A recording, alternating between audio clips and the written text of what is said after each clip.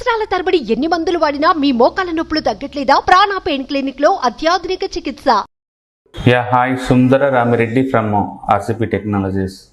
So చాలామంది అడుగుతుంటారండి, ఏది best mutual funds, ఏది ఎక్కువ రిటర్న్స్ ఇస్తుంది అని.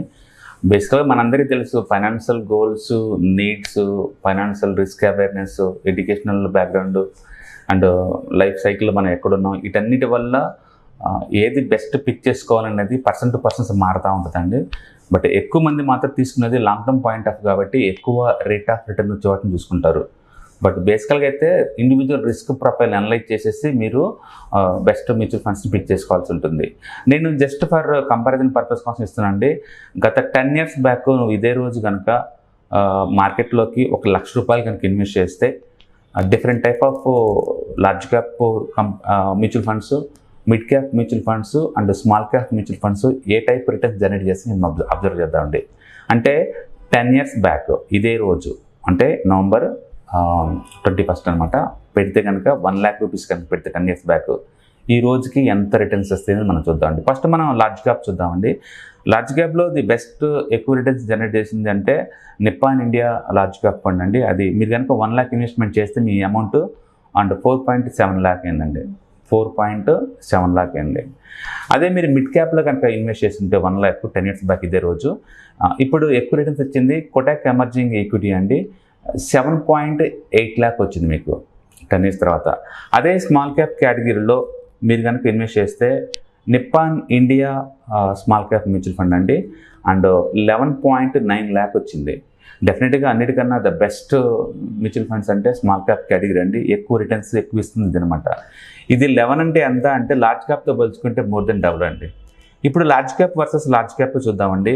నిప్పాన్లో కనుక మీరు నిప్పాన్ ఇండియాలో లార్జ్ క్యాప్లో పెడితే 4.7 lakh, మిరా ఎసెట్ లార్జ్ క్యాప్లో ఇన్వెస్ట్ చేస్తే 4.5 lakh, ఎస్బీఐ బ్లూ చిప్లో పెడితే కనుక 4.2 lakh, and ICICI Prudential blue chip ఫండ్స్లో పెడితే కనుక 4.1 lakh, హెచ్డిఎఫ్సి టాప్ 100లో పెడితే కనుక ₹4 lakh, and Baroda BNP Paribas large cap అండి 3.9 lakh, కోటాక్లో పెడితే కనుక 3.9, కెనరా రిబకో బ్లూ చిప్ ఫండ్లో పెడితే 3.8 lakh, ఎడల్వైజ్ లార్జ్ క్యాప్లో పెడితే 3.8 lakh, and Aditya Birla large cap mutual ఫండ్లో పెడితే 3.8 lakh, ఇన్వెస్కోలో పెడితే 3.7 lakh, యూటీఐ లార్జ్ క్యాప్లో పెడితే 3.7, and blue chip HDFC, Tata, JM, PGIM, Franklin India, DSP, LIC mutual fund, Groww, Taurus, ఇట్లా ఎందులో పెట్టినా సరే ఎనీవేర్ బిట్వీన్ 3 lakh దాకా వస్తుంది. సో యావరేజ్ మీద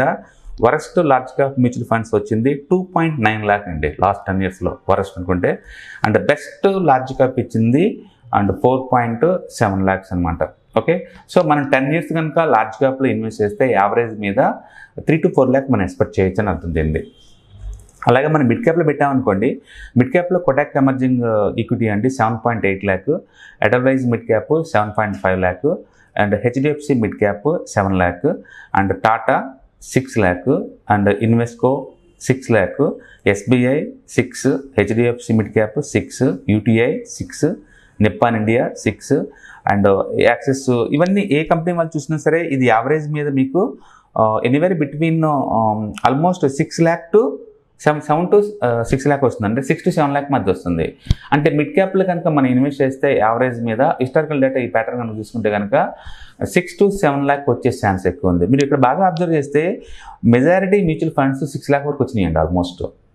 అందుకని మనం టూ మచ్ కన్ఫ్యూజ్ అయ్యి ఎందులో పెట్టాలి పెద్ద రీసెర్చ్ చేయడం వేస్ట్. టాప్ 5లో ఏదో ఒకటి బెస్ట్ అని దాన్ని చూసుకోవచ్చు అనమాట. రైట్, సో నీకు లార్జ్ క్యాప్లో పెడితే బిట్వీన్ 3 to 4 lakh వస్తుంది, మిడ్ క్యాప్లో పెడితే బిట్వీన్ 6 to 7 lakh వస్తుంది. డెఫినెట్గా లార్జ్ క్యాప్తో పోల్చుకుంటే mid cap is the better. అదే ఇప్పుడు మనం స్మాల్ క్యాప్ చూసామనుకోండి, నిప్పాన్ ఇండియా స్మాల్ క్యాప్లో 11.9 lakh అండి, ఎస్బీఐలో 10.7 lakh, అండ్ డిఎస్పిలో 9 lakh, and Kotak small cap 7 lakh, and Franklin India small cap 7 lakh, and Sundaram 7 lakh, HDFC 6 lakh, and Aditya Birla 5 lakh, ICICI Prudential small cap 5 lakh, and Quant 5 lakh. So మనం కనుక చూసుకుంటే small cap mutual fund తక్కువ అంటే and 5 lakh వస్తుంది, ఎక్కువ అంటే almost 11 lakh వస్తుంది అనమాట. ఓకే, సో డెఫినెట్గా స్మాల్ క్యాప్లో పర్ఫార్మెన్స్ చూస్తే వరస్ట్ ఫండ్కి బెస్ట్ ఫండ్కి మనకి చాలా తేడా ఉందండి. కోర్స్ కొన్ని మ్యూచువల్ ఫండ్స్లో ఇవి స్మాల్ క్యాప్ కేటగిరీ లేదు 10 years back. For example Kotak కావచ్చు, హెచ్డిఎఫ్సి కావచ్చు, ఐసిఐసి కావచ్చు, లేదా క్వాంటి కావచ్చు, ఇవన్నీ 5 years బ్యాకే స్మాల్ క్యాప్గా మారింది అనమాట స్టేటస్. అంతకుముందు ఇవి స్మాల్ క్యాప్ కాదు, కాబట్టి అందుకే రిటర్న్స్ మన తేడా ఉంది.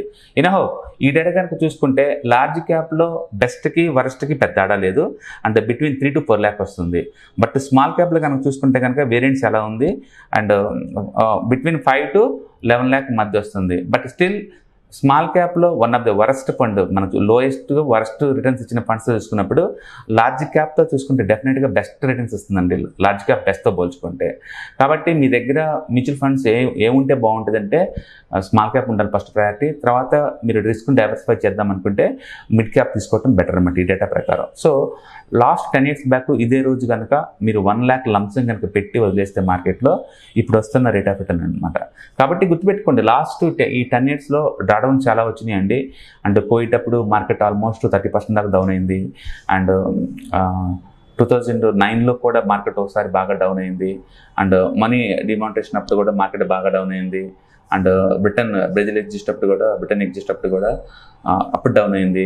సో మార్కెట్లో ఈ వాలటిలిటీలు ఉన్నా సరే వాటన్నిటిని తట్టుకుంటూ అన్ని డిస్కౌంట్ చేసుకుంటూ ముందుకెళ్ళి మంచి రిటర్న్ జనరేట్ చేస్తున్నాయండి. కాబట్టి స్టాక్ మార్కెట్ని ఎప్పుడు షార్ట్ టర్మ్ చూసే బదులు లాంగ్ టర్మ్ కనుక చూసుకుంటే మీకు ద బెస్ట్ వెల్త్ క్రియేట్ చేస్తున్నాయి. సో కంక్లూజన్ ఏంటంటే లార్జ్ క్యాప్లో ఇన్వెస్ట్ చేస్తే మనం 3 to 4 lakh ఎక్స్పెక్ట్ చేయొచ్చు, అంటే 4 times ఎక్స్పెక్ట్ చేయొచ్చు ఫర్ 10 yearsలో. మిడ్ క్యాప్లో అయితే 6 to 7 times ఎక్స్పెక్ట్ చేయొచ్చు. అంటే స్మాల్ క్యాప్లో అయితే యావరేజ్ మీద 6 to 11 times ఎక్స్పెక్ట్ చేయొచ్చు ఒక డెకేడ్కి. ఓకే, ఎనీహౌ 5 times వచ్చిందంటే చాలా పెద్ద రిటర్న్స్ వచ్చినట్లకండి. సో డెఫినెట్గా హ్యాపీగా మీరు దీంట్లో ఇన్వెస్ట్ చేసుకోవచ్చు అనమాట. కాబట్టి ఇప్పుడు మనం చూపించుకున్న ఈ మ్యూచువల్ ఫండ్స్లో ఏదో ఒక దాన్ని పిక్ చేసుకొని అండ్ కంటిన్యూస్గా ఇన్వెస్ట్మెంట్ చేయడం ద్వారా లాంగ్ టర్మ్ పాయింట్ ఆఫ్లో మంచి రేట్ ఆఫ్ రిటర్న్ తీసుకోవచ్చు. సో నేను తీసుకున్న డేటా ఈ రోజు నుంచి 10 years బ్యాక్ పెడితే కనుక ఈ November 22 కనుక పెడితే ఈ రోజుతో వచ్చిన రిటర్న్స్ అన్నమాట ఇవన్నీ. Okay, all the best, thank you.